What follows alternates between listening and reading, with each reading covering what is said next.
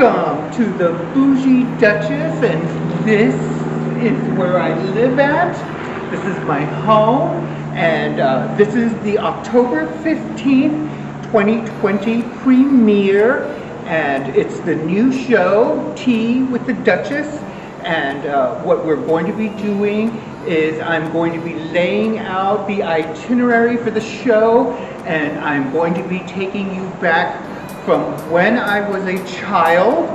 Look, isn't that cute of me? Oh, that's a cute little picture there. And then we're going to be taking you in through my teenage years, then the show years. Look at some of these pictures. Wow, isn't that amazing? And then we are going to be taking you through the addiction years. Wow, scandalous, isn't it? And then we are going to take you through my transition. And sit back, get ready, brand new season, brand new ideas, whole new look. Welcome to the Bougie Duchess. Thank you. And we're back in the studio. I am the Bougie Duchess, better known as Francesca Oz. And today I'm going to be talking about my recovery a little bit. And the reason that it is so important to talk about my recovery is because it was instrumental in my gender-affirming surgery. Now, for those of you that don't know, part of Tea with the Duchess is going to be explaining some of the ebonics behind gender-affirming surgery. Some of you may not know, this is what they call a sex change. Today in the 21st century, they don't call it a sex change anymore, they call it gender-affirming surgery. And it was instrumental in my recovery. So when I first came into recovery, this was well over 10 years ago, one of my goals was gender-affirming surgery. And I had kind of forgotten about that particular goal, mainly because of fear. And you know, and I got busy with other things, you know, started to take off in my life. And of course, all of that's going to be unfolding in the next couple of months as the new Bougie Duchess starts to take shape and hold, and you will be seeing different segments that will be they will be putting into place just exactly how life started to unfold for you, or for me. So, and hopefully it'll give you a better understanding of what a woman like me goes through today in this world. So, you know, winding back the hands of time a little bit, I was never happy in the form that I was born in. And, you know, for many drug addicts, they're not happy with the state of condition that they're in. And they're always seeking to try and change something about the way that they feel, their emotions, and I found a bit of relief in my addiction. I'm not going to spend a lot of time glorifying my addiction. I'm not going to spend a lot of time telling you what kind of drugs I was involved in. Just know that in the end, it was horrendous. And I was left without wanting to stay alive in this world. And I, you know, had a lot of suicidal tendencies. I had a lot of mental health issues. I had been hospitalized several times in psychiatric facilities behind it. I was not in acceptance of my condition, of my situation. I was, well, in my addiction, you would never, I would never admit to being afraid of anything. But in my recovery, I certainly can admit that I was afraid of life on life's terms. It had dealt me a shitty hand. I was Latina. I was transgender. I did not have the acceptance of my family.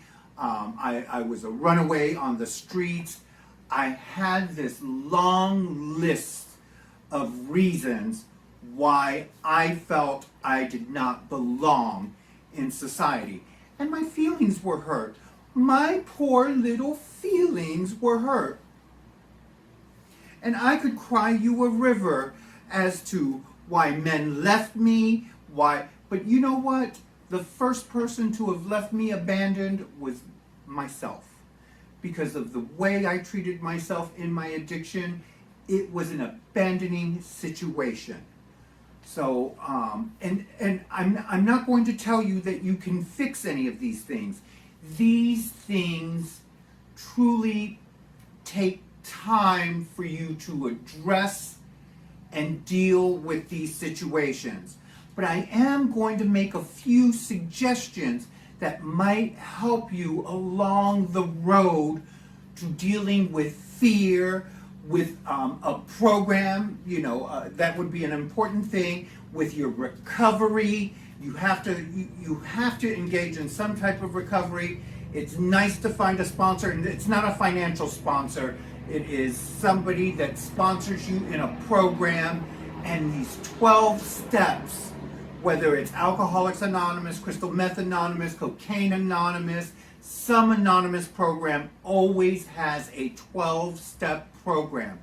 I recommend it highly. I've applied this 12-step program in all aspects of my life.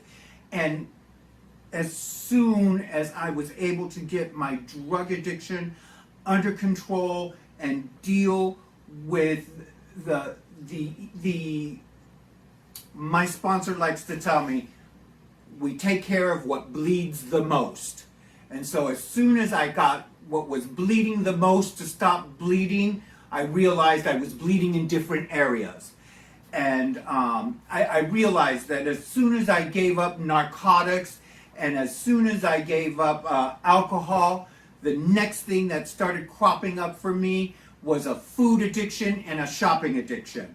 And I still have problems today, to this very day, with that food and shopping addiction.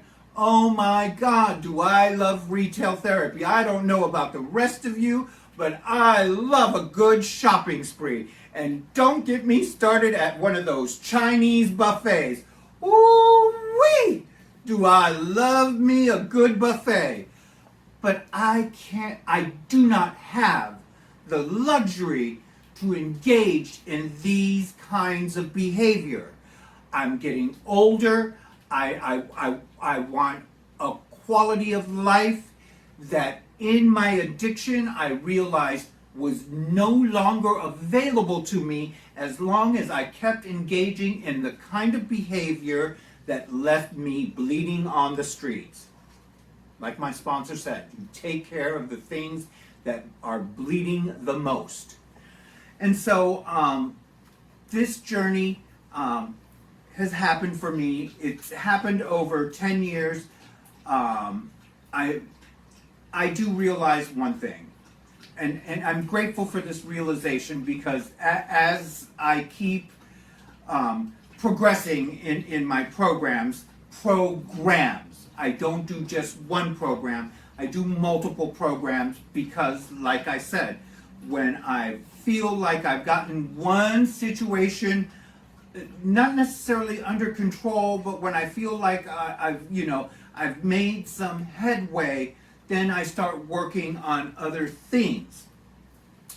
And so, this is what led me, into the road of recovery. The road of recovery. A lot of people like to tell you that the road gets narrower the longer you stay. And I may believe that some of that is true, but my horizon got so wide when I came into recovery. Because I remember after my first year of recovery, and you're going to be meeting her in future episodes, this wonderful woman, her name's Carol Rosenthal, and beautiful, beautiful spirit, and a beautiful woman, and one of my best friends. I was maybe about a good year into my recovery, and of course, as a newcomer, we tend to think, oh, I've got a year, I got this, I'm cured, I've got things figured out, what am I going to do with the rest of my life? And so she suggested to me that I go back to school. And I looked at her and I said, "Oh, Carol, I'm too old to go back to school, honey. School's got kids in it." And here I am at the time, I think I was 46 years old, and I just didn't think that was the place for me. And she looked at me and she told me, "Nonsense. I got clean when I was 58 years old. I went back to college in my 60s. I got my bachelor's degree. I went back in my 70s. I got my master's degree. This woman is in her late 80s and is currently working on her PhD. She is such an inspiration to me. I'm going to be having her on the show here. She is a licensed therapist. She is a beautiful spirit. When I have her here, we'll be practicing social distancing because we're still in the midst of COVID, but I've redesigned everything so that I'll be able to practice some social distancing. I've made room so that there is 6 feet of space that'll be in between me and her on the couch. I'm so excited. Things are going to...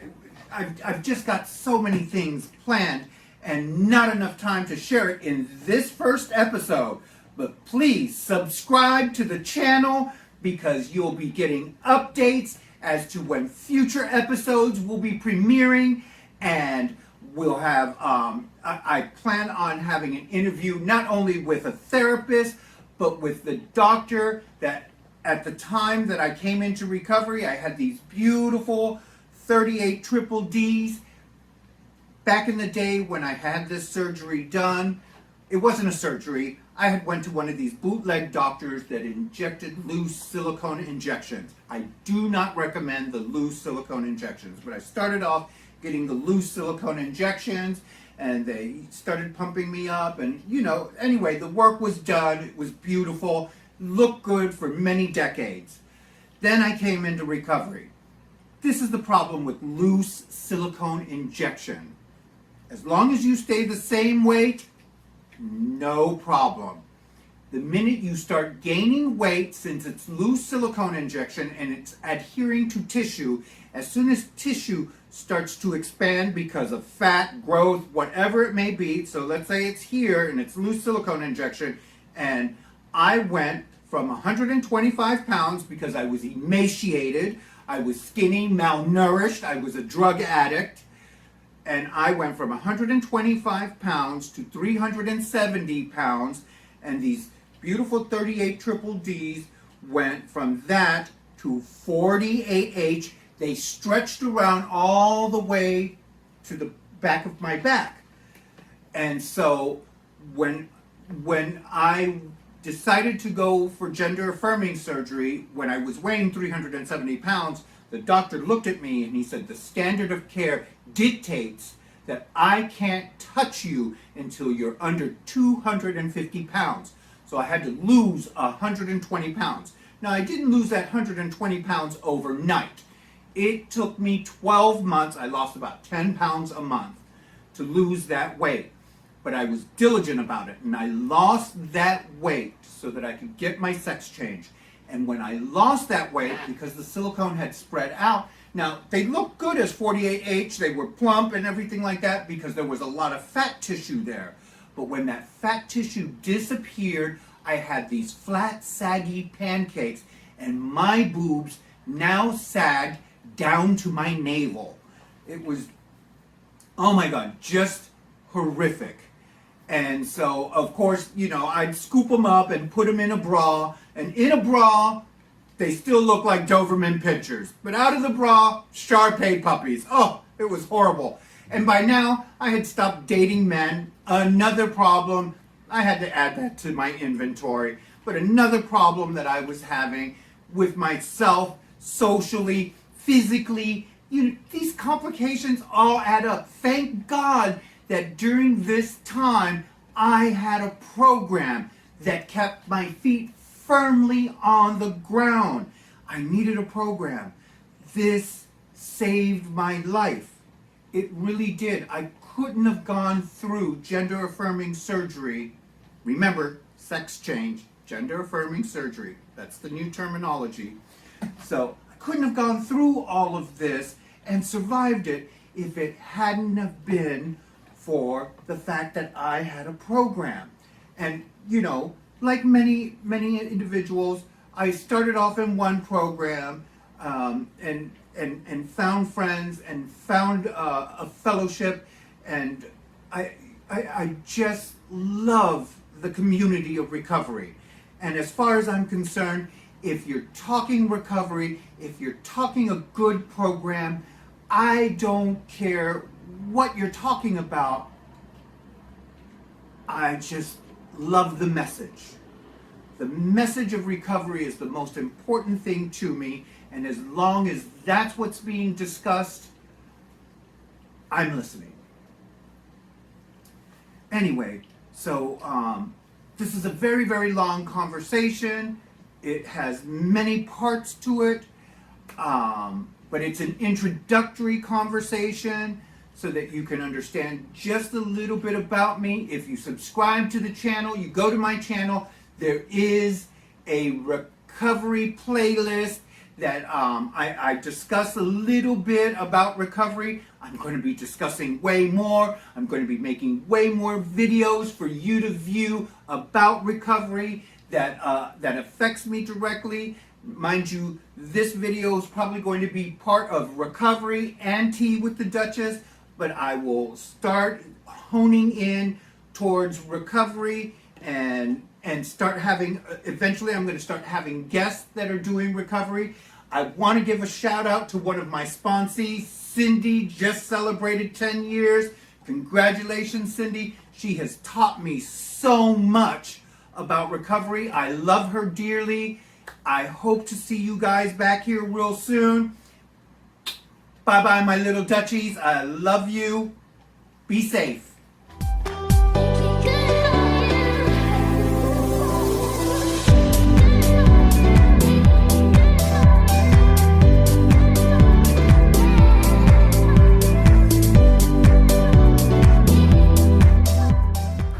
Bougie Duchess here with another episode of It's a Dog's Life. Hey, Bo. Bobo, how are you? Let's go on that walk this morning, okay? Oh, you gonna sniff the flowers? Come on, let's go for a walk. Let's go for a walk. All right, as we head out of the apartment building, or the villa that I like to refer to it to, and we are trying to be a little bit better about filming today. All right, Bobo. He is such a good walker. All righty.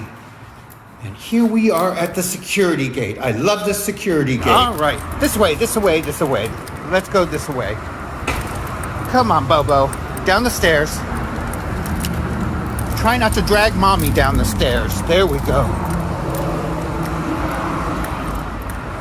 All righty. Okay. Stay away from the bag.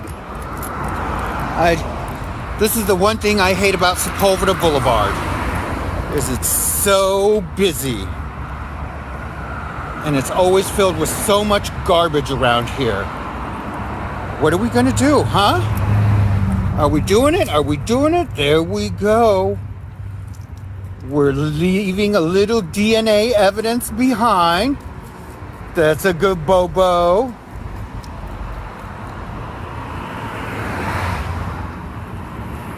That's a good doggy. He's a good doggy. There we go.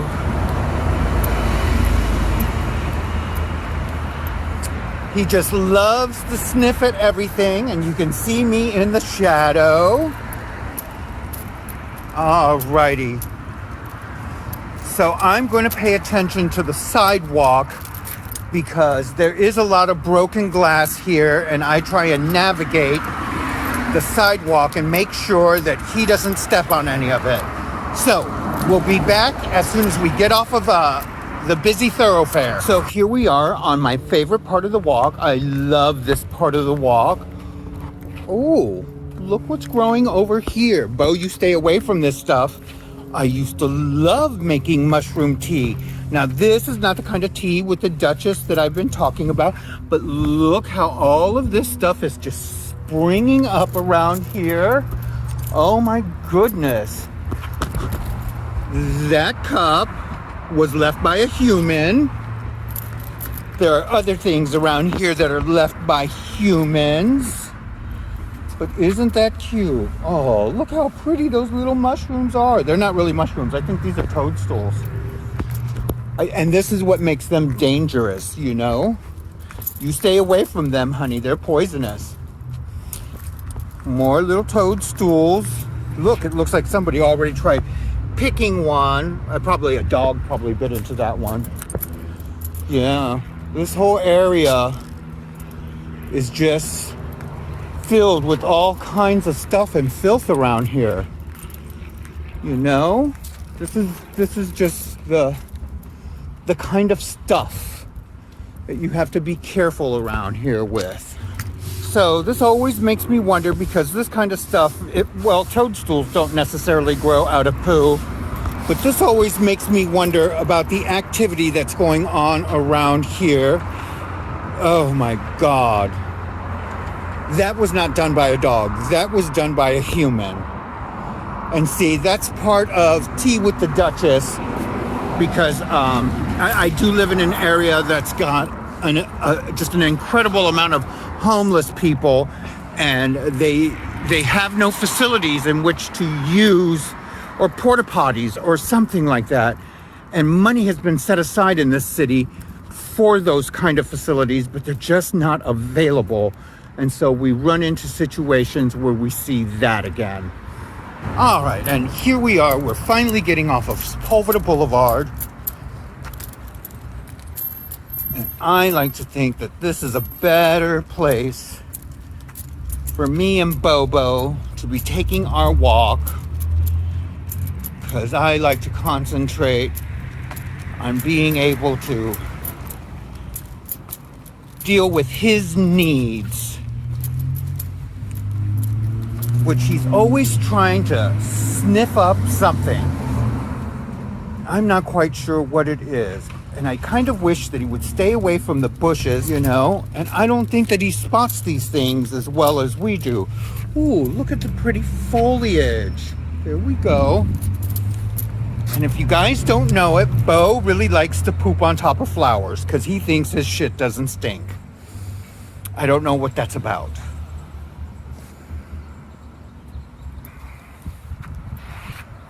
Okay. He's picked up a scent. I don't think all the dogs around here have been fixed, so sometimes I think those are the scents that he picks up. Uh-oh, I see the butt. The butt is starting to pucker, and there we go. We've got liftoff. He is dropping it like it's hot. Oh my, have I got a lot to clean up this morning.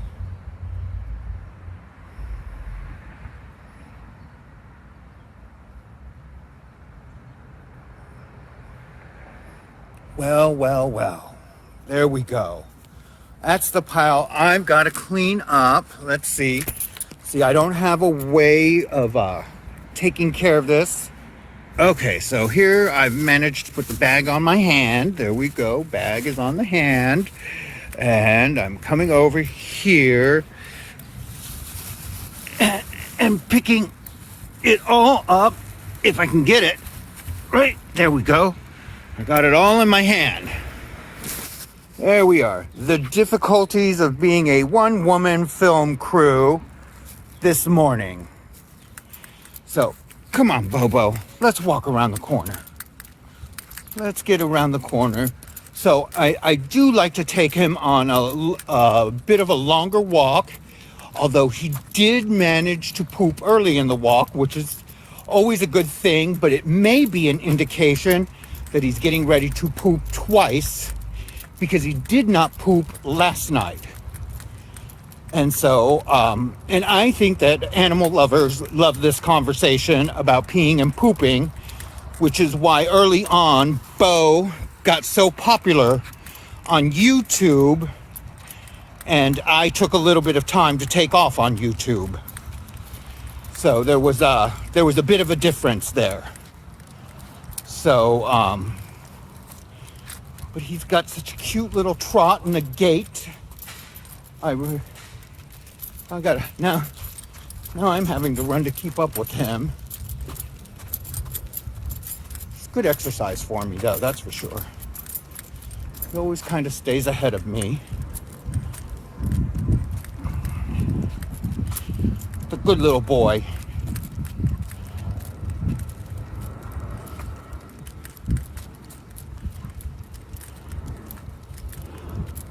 Yeah, we just enjoy our little morning walk. It's nice and cool. It's fall. And so I think this is going to be one of the first videos for the October premiere that we have going on.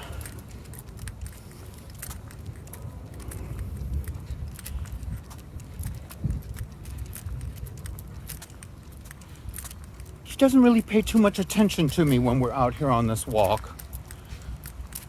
I think he's looking for kitties. He looks for cats and squirrels, looks for cat shit, strange little scents. Uh-oh, there we go. Another little dump. So now this so happens to be happening right over here by the fence. Come on, come on. So the fence here, come on. The fence can substitute as my cameraman. So here we are, picking up his second little morsel that he has dropped for us. I have him tied up to the fence over here, and I'm using the fence as my little cameraman. There we go. All of it right there. Got 2 bags of poo. And I remember there for a moment we were trying to sell it. Nobody ever bought any. Alrighty. So I do think it's important to be a responsible dog owner and pick up the poo that your animal might leave behind. Stop eating cat shit. Come on. I also give him peppermint water because I don't like for him to have that cat poo breath. And see, some of the people in this neighborhood really do complain about the dog poo. There's a sign right there where they would like us to pick up our dog poo. So that's exactly what I do. I pick up my dog poo. And I really do appreciate that sign. Although I don't pick up the dog urine, which he leaves plenty of behind. And this is one of my favorite little nursing homes. I always tell my friends, if I have to be locked up in a nursing home, this is the place, because you can see they escape from here all the time. It's just easy to get out of this place. Look at that window over there. They've just pried open that window and shimmied on out of there. There's a lot of people that are just getting care, rehabilitative care. I don't think they're all senior citizens, although some of them are senior citizens. But either way, this is the place I want to be locked up at, so I can be the pain in the ass and escape from time to time and go to the museum and do all of those things. Yes, and I hear this woman, she's singing in there at the top of her lungs. You know, that's what they do. And this is my neighborhood. I love this neighborhood. And so, you know, one of the things that I think is really sweet about this neighborhood is the easy access into the nursing home. And I wave at some of the people. These are the rose bushes that Bo likes to poo on top of. There he is. He's sniffing around here. It's one of his little favorite poo spots. But anyhow, he's just checking out the scent. Yeah. So there he is, checking out more scent.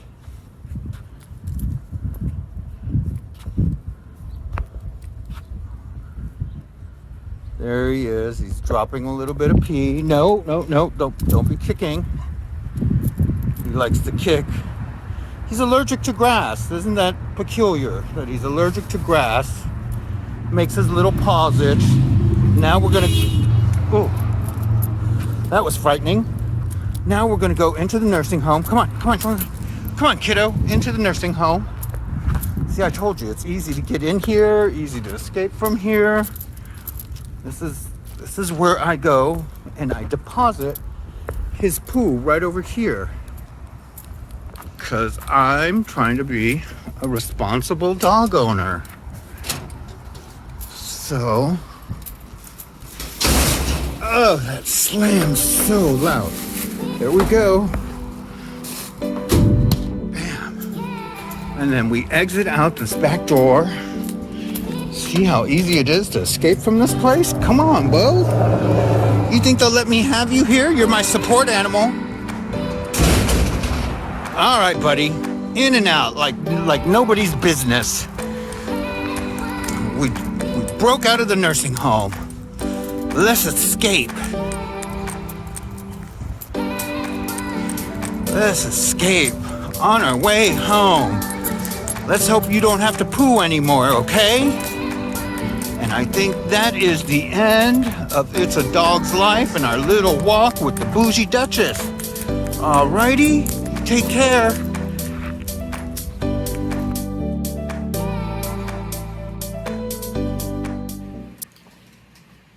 Bougie Duchess, better known as Francesca Oz, back in the studio again, and I'm wearing my crazy little hat. There we go, all the regalia is on. And I've got my Amazon on, and I did promise entertainment news as part of this segment, and so we're going to go through some of the stuff that I've been binge watching, and I think some of it's pretty good. But so anyway, here we are. We're looking at my Amazon account, and I just find it to be a little bit more affordable that I purchased my HBO, my Showtime, and HBO Showtime and Epic TV through my Amazon account, and then I've got a deal with Netflix and Hulu on a separate account, and that's kind of how I watch my television. I do my internet separately, and I don't pay for cable. I just don't. I live in Los Angeles, and it just doesn't seem to be a viable thing to have cable. So that's what I do here. And so anyway, there's a lot of fantastic stuff on that you can watch, and so some of it I've gone through and I thought was and some of it I thought was really excellent. Some of it I think is quite homoerotic, and I find very fascinating because I'm bisexual anyway, and I'm entertained and amused by those things. And yeah. So we're gonna run. But I mean, there's so much to watch out there. There's so much to watch, and so it's just kind of some of the stuff that I like. It might not be to everybody's liking, and I get that. So please refrain from sending me the hate mail and the death threats and all of that. I get plenty of that crap already. I don't need any more of it. Okay. You either like it or you don't. Just move along with your day. Take it easy. Don't get so upset about it. Okay? But there is some stuff that we'll go ahead and talk about. And let's see. So, okay. and one of the things that that I'm going to do here is I'm going to go ahead and put it on a slideshow so that you can see. Now, I loved Renee Zellweger's Judy, Robert Downey's Doolittle, Drunk Parents. Oh my God, it was so hysterical.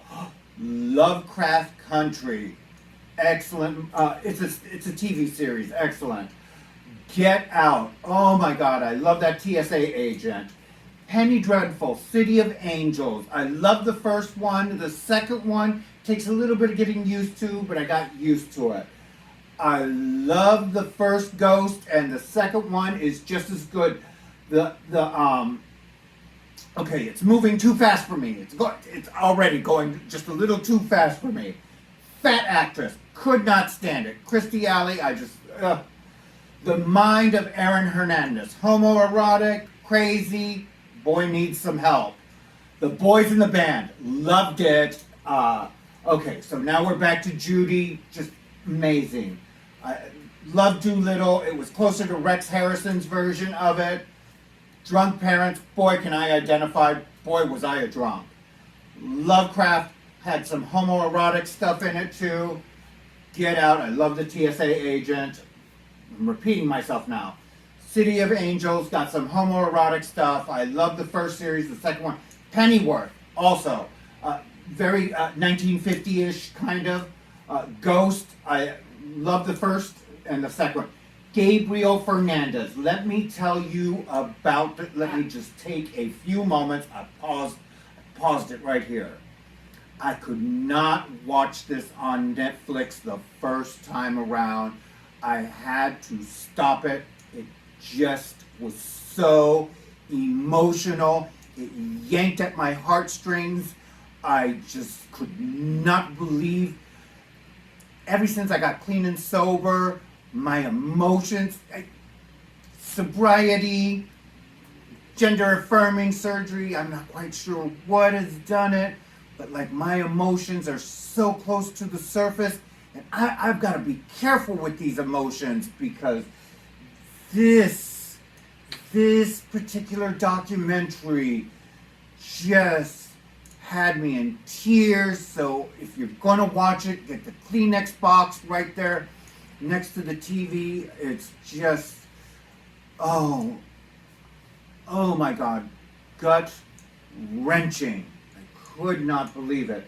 Also, there's another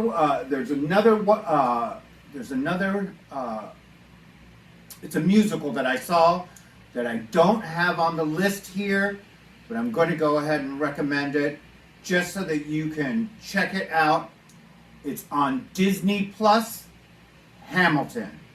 You've got to see this. It is just one of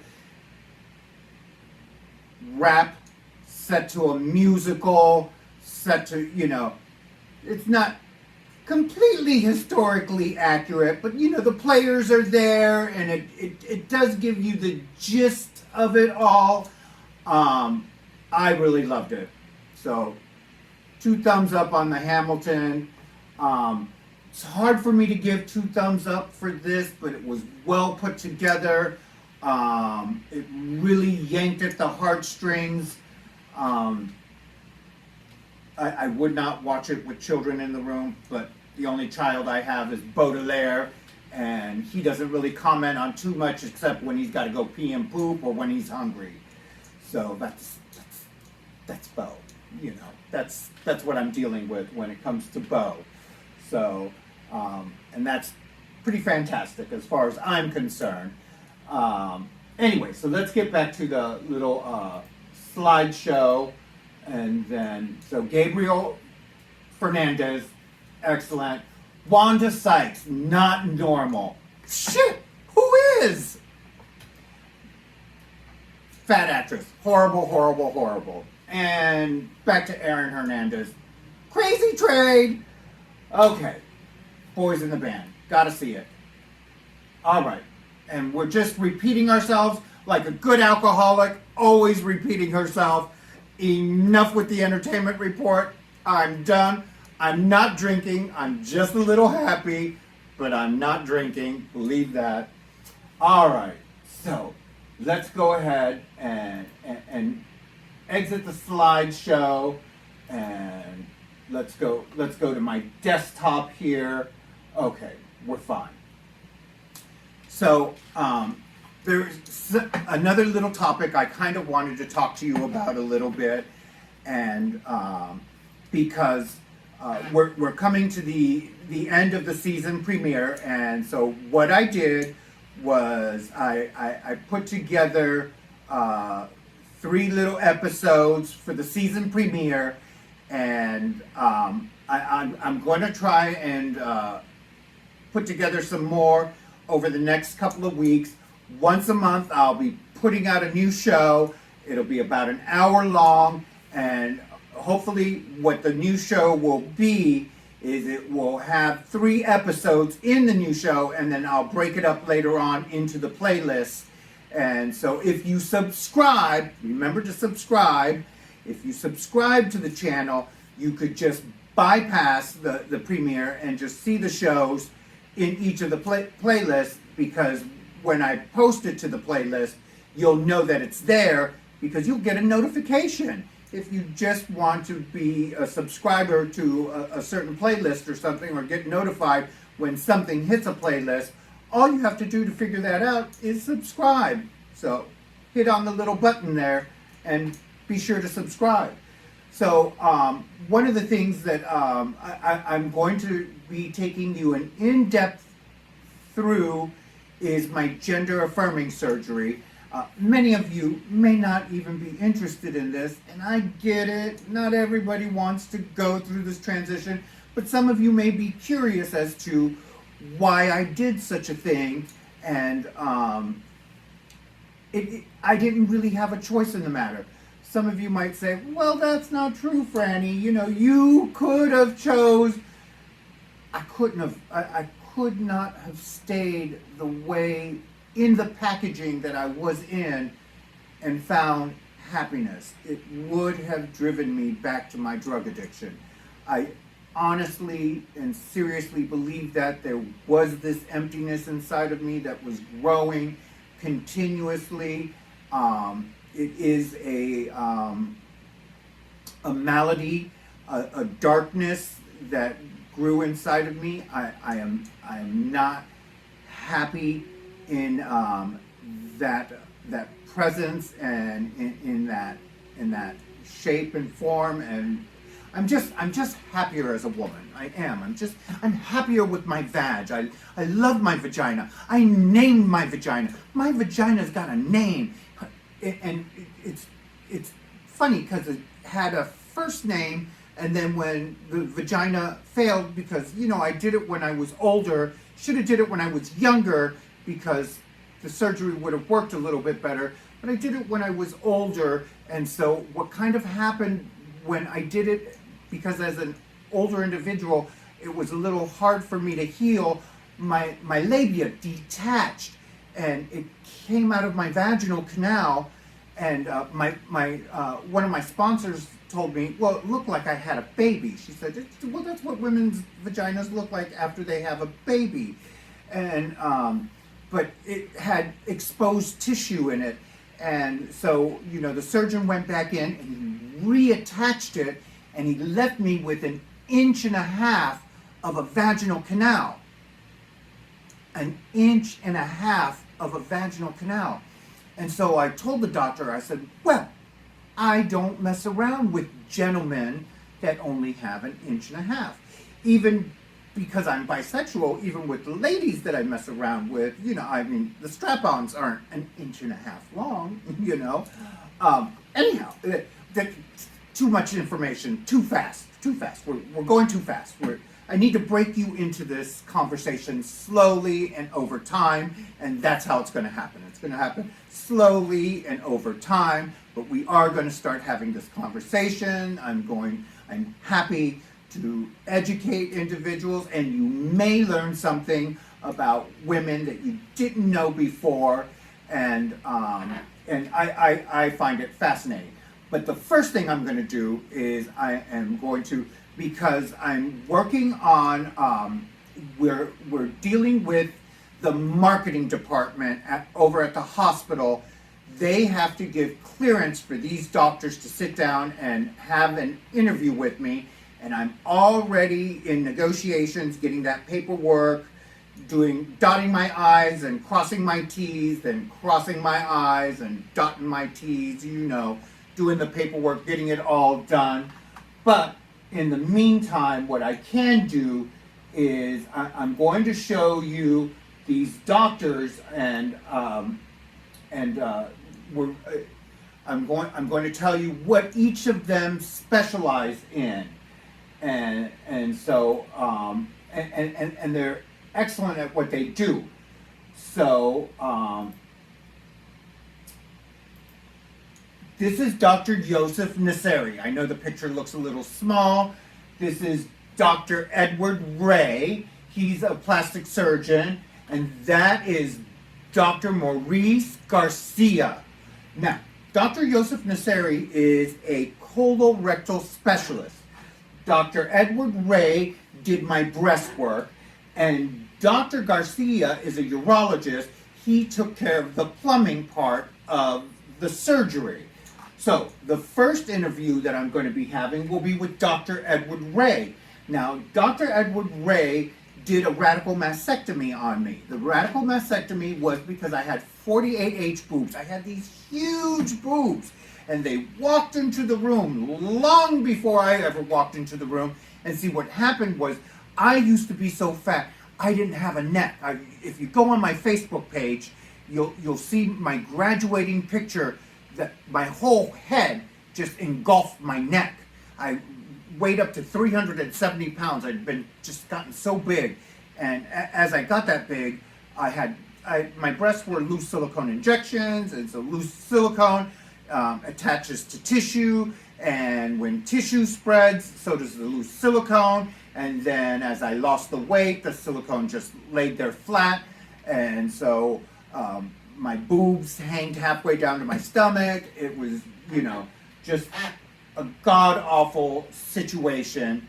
And anyway, these doctors over at Cedars-Sinai really helped me get my life together, helped me fix my world, and I did not realize how it would shift my mental health, but it did. It really did. It changed the way that I started thinking about myself. It was a lengthy procedure. It took time to heal. I had to take time off from work. But I'm going to tell you something. This is just, between me, you, and the walls. Me, you, and the rest of the world. If my penis was ever to grow back on me, I would race back to the hospital 1,000 times over to have the surgery done again. This is how sure and positive I am that it was the right thing for me. It's not the right thing for everybody. Not everybody wants this surgery. Not everybody is right for this surgery. It takes a different kind of psychological thing going on in the head. But I'm just telling you, if tomorrow it was to magically appear for some reason, I would race back to the hospital and have them remove it again. I am just so much happier with my vag. Maybe I'll reveal the name later. Maybe I'll reveal the name later. It's like a baby or something like that. But I am happier. Life has changed for me tremendously.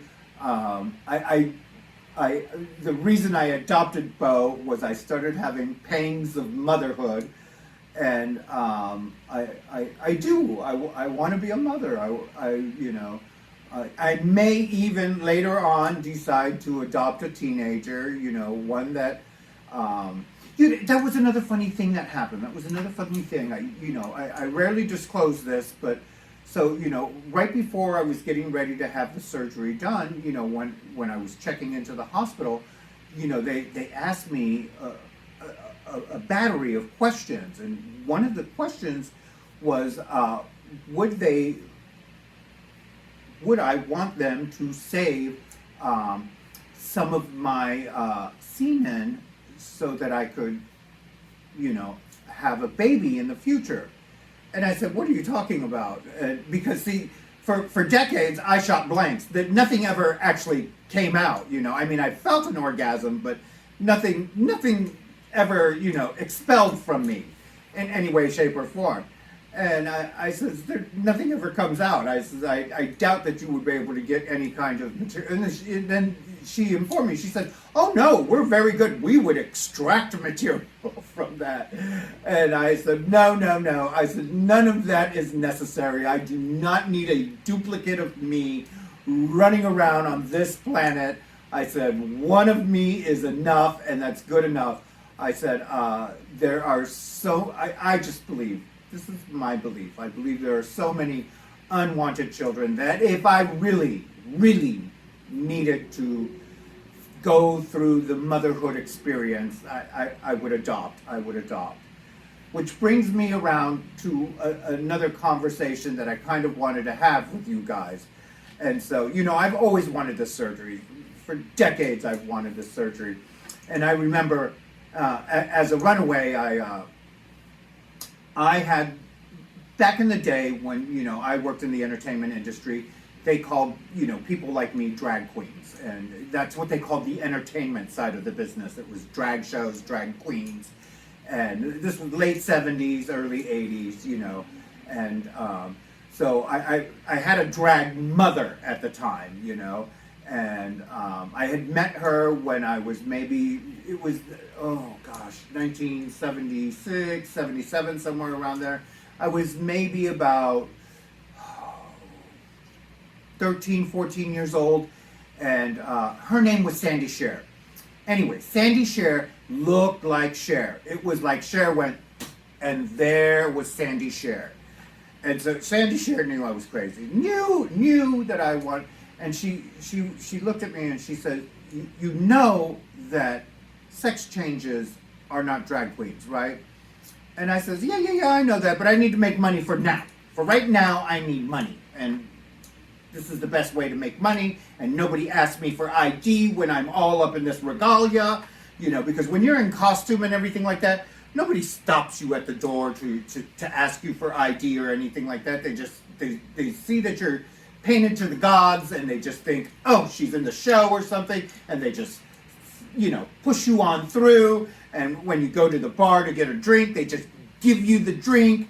And, usually for a lot of these entertainers, there's a lot of carte blanche going on in the nightclub scene with them. And so, and I love that. It fueled my addiction. It fueled my drinking behavior. It fueled all of that. So, and I used to be just, you can tell. When I decide to get all painted and gussied up and prettied up and everything like that, oh my God, I turn heads, I command attention, it comes naturally to me. And so anyway, so my girlfriend Sandy Cher, she said, all of this that you're doing, you're not going to be able to do all of this when you get a sex change. She says a successful sex change, back in the day, that's what they called it, a successful sex change. They didn't have words like gender-affirming surgery, and they didn't call us transgenders or anything like that. They either called you a drag queen or a sex change. That was it. Those were the only two choices, drag queen, sex change. Just like homo, fag. Those were the only two choices, that's it. He, she, that was it. That's all you had. You only had two choices, And so, anyway, and we'll get into that conversation too in later episodes. But it was so funny. So she says, you're not going to be able to do all of this. She says, you're to be a successful sex change.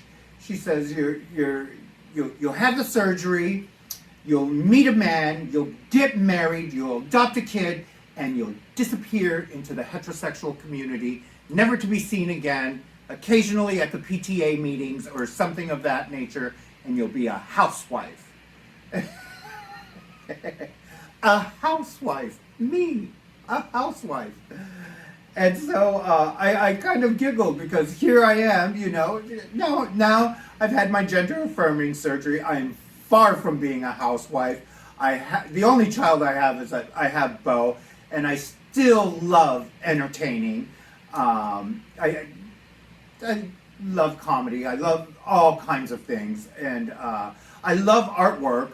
I just recently finished restoring a brass lion for a friend of mine, which we will be doing an episode on some art restoration coming up here in the next couple of weeks, so be on the lookout for that.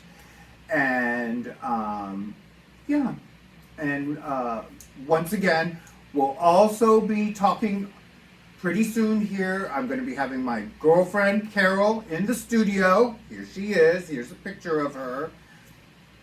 And she'll be stopping by the studio, and I'll have her over on the sofa though, where there'll be 6 feet of distance, because I love her and I want to take care of her, and I want to make sure that she's socially distant and that she is taken care of, and that we are observing all of the protocols that are necessary. But I want you guys, most importantly, to stay safe, and elections are coming up, and I ask you to vote your conscience. I know right at the moment there is a lot of tension in the community over race, and just it's just horrendous that we're not being as polite as we once were as Americans.